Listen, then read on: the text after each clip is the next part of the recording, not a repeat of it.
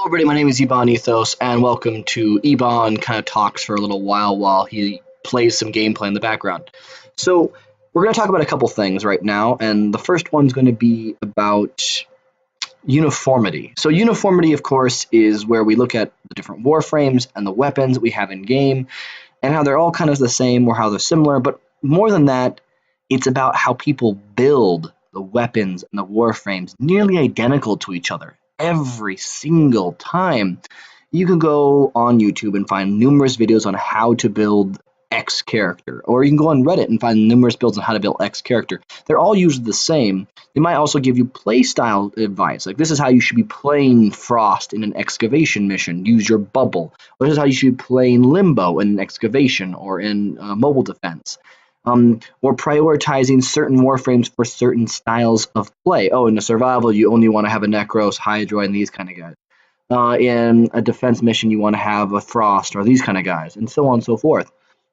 It makes you really wonder, like, in the end of the game, that's why Fashion Frame has become such a big deal. Because Fashion Frame is where you can set yourself apart, even though your Limbo might be the same Limbo as that guy, but your Limbo looks cooler, he has a better kind of steampunk look, or maybe he has more of a fantasy look to him. That's why Fashion Frame has become the end game, not Eidolons, not Arbitrations even. Arbitrations, heck, by myself I can go 40 minutes in Arbitration survival as long as I'm paying attention to my life support and my timers. It's ridiculously easy, although the reason why I can do that is because I play a specific character who's very good at doing that. But that doesn't matter. In the end, there is no real end game. The game goes from being super easy on one hand to being exceptionally difficult on another. The uniformity is just so bad. I mean, I have tried 1,001 ways to build warframes and weapons on my own time, playing around with looking at damage numbers or just for fun. And there are some YouTubers, don't get me wrong, who just do some things for absolute shits and giggles.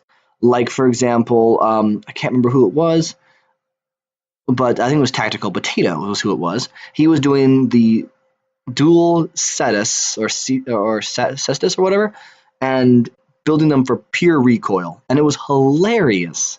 He was like firing at the ground, something he was up in the air, and it was just crazily fun. And that's awesome to do. But I wish there was more of a give and take. Like, for example, maybe there was a mod that's like gave you plus recoil in response for damage or plus recoil in response for, reload speed. If you take a look at all the ways you can combine something, most people look at, for example, if you look at what's the word I'm looking for?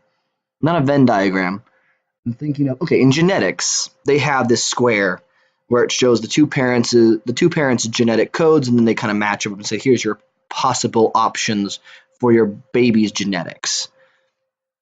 In Warframe, we don't have something like that for our mods. And what I'm saying is like, okay, so we have health, shields, armor, and sprint speed, the 4 basic stats for a Warframe.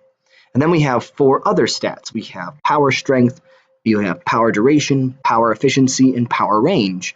Well, how would you combine those 4 different stats, the secondary and your primary stats, to work well together? Like having a mod that increases health at the cost of efficiency, or creates increased range at the cost of shields, something like that. And if you had one for every single one, you could have 30 mods right there from nothing, and you wouldn't have to do too much beyond that.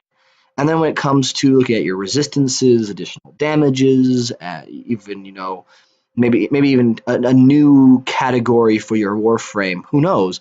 But it would give people more of an option to tweak their frame. If you wanted to run, for example, who is it? Wukong Immortal build, where people just run him with Rage and Hunter Adrenaline, and then getting him into his Defy mode all the time.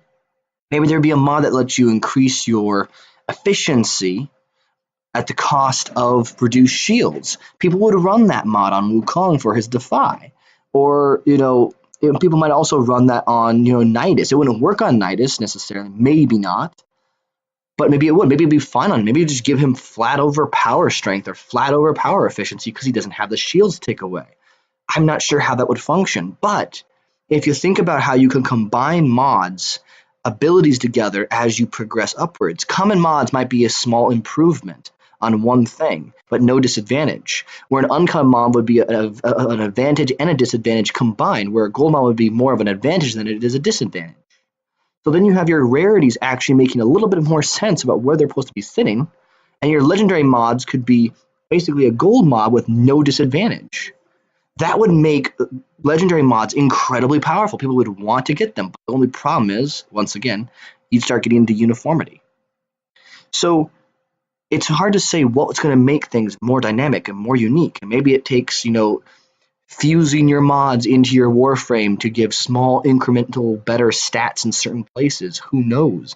Like having a mod slots within mod slots, I guess you could say, kind of like a Inception situation, where your Warframe has 3 quote-unquote adaptations it can acquire, and then you take, for example, Intensify, and you adapt it into your Warframe, and your Warframe now gets 5% just bonus power strength from assimilating that Intensify. You do another Intensify, and it magnifies it because there's 2 of the same mods adapted into it, so now it's 20%, something like that. Or you could just do health, or you could just do shields, or a mixture of however you want, and they might synergize based on, we already have mod sets. So maybe you could try to play that more into certain categories. I don't know. But it would give some people something to play around with more than what they already have. And there would be not much more I think you need to do to the game to program that kind of information in. As another problem, moving past uniformity, we talk about goals to strive for. Because uniformity really kind of leads into goals to strive for. Because with uniformity, you have nothing that's unique about your character, so you have to make something unique. So we go into fashion frame, and fashion frame being the end game because it's the only way you can stand out from the crowd with your character. Your character can't be any more powerful than character B because you have all the formatting that you could really need to. You have all the mods on there that you need to. You have the best weapons with him, and that's it. You can't do any more. So now you go into fashion frame where you design him and make him look pretty, maybe do captures to show off how cool you look. But with the recent addition to Arbitrations, or a recent addition of Arbitrations, we now have what they consider endgame or elite alerts, which are great. I love elite alerts. They're so much fun for me because they're going to let me show off how much power I have. But that's not what Arbitration should be about. A lot of people are looking forward to Arbitrations being really, really challenging, and I think a lot of people are disappointed with how challenging they are not. They're basically just a mission pumped up to a sortie level mission, which, okay, that's not as much fun. The excavation version of it, and it has like excavators that last for 3 minutes. It almost seems, I think it's like 2.5, but it's like 2 minutes to do an excavation where normally it takes 1.5 minutes. And it seems like such a longer time. Defense missions, they go fast. Defense missions are probably the best arbitrations to do because you could just, as soon as you kill those enemies, you can just get another wave up right away. So it's one after another. It's the fastest thing you can get through when it comes to arbitrations. But, with your survivals, you're stuck at the 10-minute intervals. With your interceptions, you're stuck at every 2 decoded messages. And you get so many Iatane sculptures. It's ridiculous. Just absolutely ridiculous. And I'm happy in a way because that gives me some endo, and yes, it lets me use my stars. But oh my god, I don't need all these sculptures. I would rather have, credit rewards that are like 20 or 30,000 a pop. Or I'd like to also have, maybe, I don't know, a random prime thing thrown in there. Or maybe just do some cosmetic piece. I mean, the Vitreous Essence is supposed to be used for cosmetics anyways. Why not give me it to be used for other cosmetics? Or maybe you can have a cosmetic in the rotations. I know it gets to be kind of tricky because when you look at things with large amounts of, a large reward pool like sorties, then you don't get what you want and it gets even more frustrating. And I think the Vitreous Essence is a step towards what people wanted to do with sorties originally, give them like a mark or, a coin, a currency of its own where you could trade in the currency for ribbon mods or trade it in for this or trade it in eventually for a legendary core.